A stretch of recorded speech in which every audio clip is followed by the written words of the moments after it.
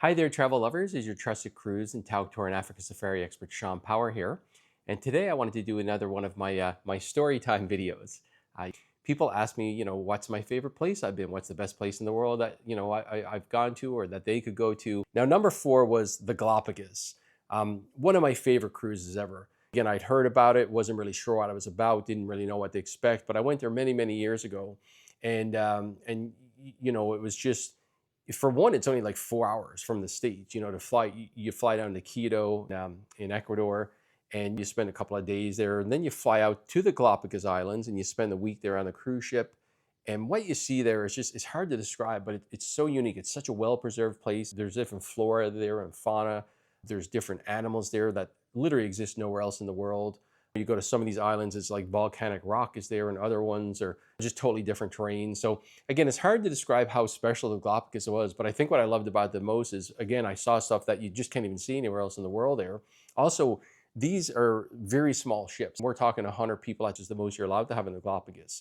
So basically, it really is a fabulous trip. Now, I went there with a company years ago who I really wasn't impressed with. So the ship wasn't a big deal at the time. What I saw on land was, I definitely want to go back. I mean, just so you know, the top companies these days who you're going to go with, if you just want to do the cruise and out to the Galapagos with a couple of days in Quito, you're going to do that with either probably Silver Sea or Celebrity. They easily have the top rated ships there. If you also want to go to Machu Picchu, Tauck has a trip where they actually use the Celebrity ship, but then they also take you to Machu Picchu and they do a wonderful time there. And I love my time in Machu Picchu, so I highly recommend it. But you got to make sure you're okay with the elevation and stuff.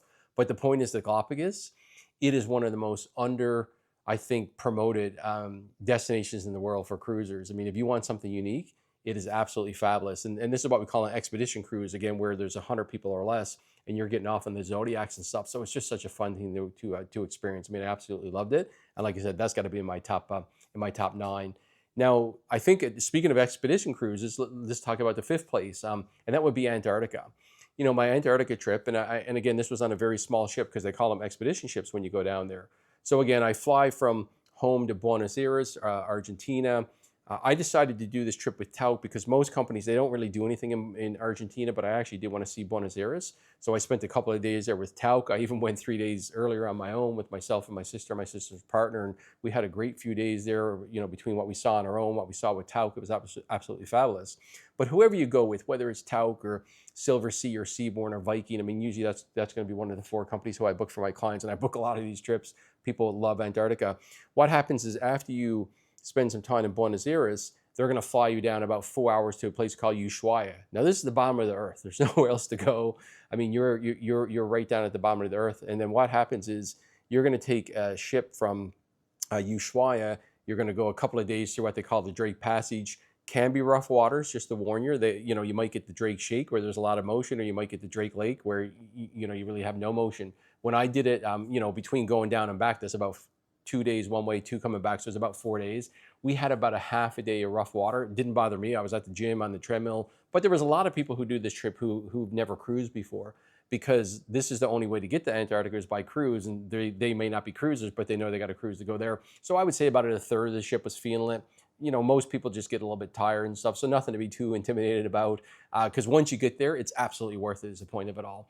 And again, it's hard to describe what Antarctica is like. I'll put a review underneath this video, but again, it was just absolutely fabulous. You're down in the middle of nowhere. No one lives down there besides some researchers who actually stay down there temporarily throughout the year.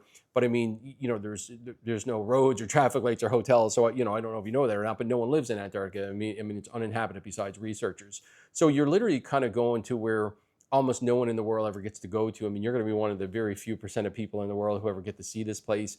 And, I've been to Alaska many times, and, the glaciers are fabulous and stuff. But I always say, like, Antarctica is like Alaska on steroids. I mean, the glaciers are way bigger.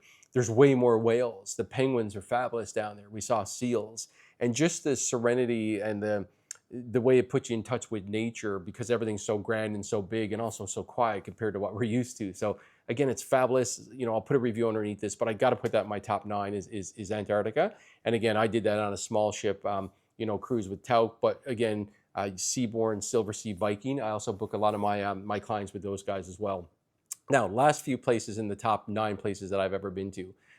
Number 6, India with Tauck. I did an India land tour. This was fabulous. It's funny, when I say to people that I had a great time in India and it's in my top, 9 or 5 places or whatever I'm trying to tell them, they always look at me a bit strangely, like, India, why would you want to go to India? Even like where I live, there's a lot of people who live here who are from India originally, and they're like, why would you want to go to India? So like for some reason, India has a bad rap. I don't know why, because when I went there, it was absolutely fabulous. And funny, I've talked to a lot of people who've been to India who've done it other ways, whether it was by an ocean cruise or they tried to do it on their own, and they actually didn't have a great time. But because I went with Tauck and they do things really differently, I mean, we stayed at 3 of the top 15 hotels in the world at their Oberois. These are like palaces that were transformed to hotels. The way Tauck does it is second to none. So as far as I'm concerned, in order to, if you want to go there, I don't know of a better way to do it than with Tauck, because again, the quality of the food that they eat, the quality of the tours, the quality of the places they stay at, and the way they have it set up where you do everything from the Taj Mahal to you go out to Varanasi to the Ganges River, you go down the south to Kochi, you end up in Mumbai. I mean, you're all over the place in New Delhi. It's a fabulous, fabulous, fabulous trip. It was literally one of my favorites ever. I mean, if I had to break it down to top 5, I'm going to put India in that top 5. But again, I don't think you just want to show up to India and do it yourself. So again, that Tauck land tour is what I recommend by far. Again, all my clients who've done it loved it. They had no issues at all. But when I have talked to people who've done it other ways, they didn't love India a whole lot. So just keep that in mind. I loved it so much, I'm actually going to go back again next year. Now, they have 2 different trips there, Tauck does. So I did kind of like, we'll call it, the main core India, but next time I'm doing northern India and Nepal. So yes, I'll go back to Delhi and see the Taj Mahal again, but basically this time I'm going to go over to, Kathmandu, see Mount Everest, the biggest mountain in the world. And then when I go back to India, it's going to be a different area where we're going to do some safaris and stuff. So point being, I can't wait for that one, because I love my 3-week trip to India the first time. This is also 3 weeks, but I'm going to see probably at least 50% different things. I can't wait. I mean, it's one of my favorite places ever. So again, India's got to be in the top 9 as far as I'm concerned.